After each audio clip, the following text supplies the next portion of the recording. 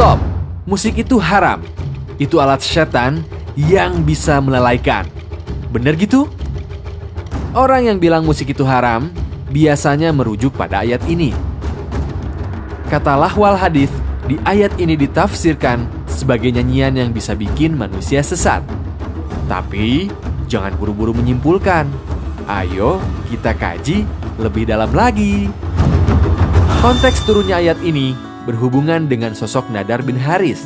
Jika ada yang mau masuk Islam, Nadar nyuruh budak perempuannya untuk nyanyi.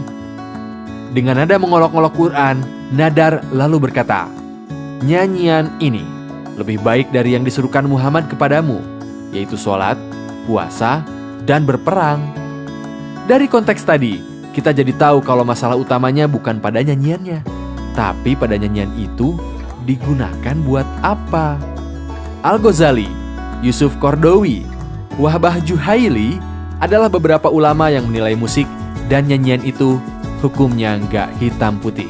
Hukumnya bisa haram kalau dengan musik dan nyanyian itu pikiran kita menjadi sesat, seperti berpaling dari tauhid, menyepelekan ayat suci Al-Quran, dan mendorong untuk melakukan perbuatan maksiat lainnya.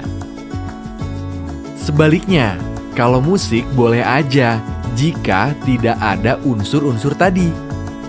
Pada beberapa riwayat, Nabi Muhammad gak ngelarang nyanyian dan musik. Misalnya, waktu dua orang perempuan sedang menyanyikan lagu perang Bu'ats di rumah Aisyah. Saat itu, Rasul dan Abu Bakar masuk. Abu Bakar membentak sambil mengatakan, "Mengapa ada seruling syaitan di rumah Rasulullah Shallallahu Alaihi Wasallam?" Tapi Rasulullah mendekati Abu Bakar dan berkata, "Biarkan kedua anak gadis itu." Di kesempatan lain hari raya, ada orang-orang Sudan membuat pertunjukan dengan mempergunakan perisai dan tombak. Rasulullah bersama Aisyah menonton. Kepada para penampil itu Rasul berkata, "Teruskan, hai Bani Arfidah." Di riwayat lain, Nabi Muhammad Shallallahu Alaihi Wasallam mendatangi sebuah pesta perkawinan. Di sana ada hiburan gendang dan nyanyian berisi pujian untuk para syahid perang Badar. Orang-orang sempat ragu, khawatir Rasul melarang. Tapi ternyata Rasul berkata, "Teruskanlah apa yang kamu nyanyikan tadi."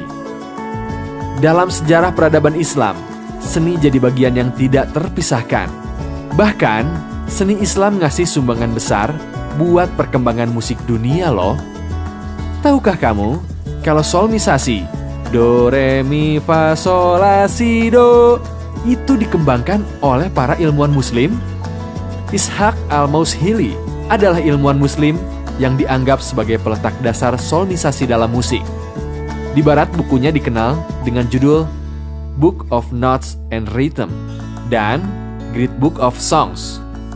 Dalam khazanah keilmuan Islam, musik dianggap sebagai cabang dari ilmu filsafat dan matematika. Teori musik pada saat itu dikembangkan secara jenius oleh Al-Kindi. Al-Farabi juga menganggap musik sebagai cabang dari disiplin matematika dan filsafat. Dia menulis 5 buah buku hebat tentang musik yang salah satunya berjudul Kitab Al-Musika Al-Kabir, The Great Book of Music, yang membedah teori musik di dalam Islam. Seni suara, nada, dan musik terus berkembang hingga kini. Seni baca Quran, azan, dan nasyid hingga musik pop religi berkembang pesat, jadi bagian dari media dakwah yang efektif. Nah, jadi gimana? Apa pendapatmu tentang hukum musik? Pernah gak sih dengar musik yang bikin adem dan jadi inget sama keagungan Allah? Cerita dong di komentar.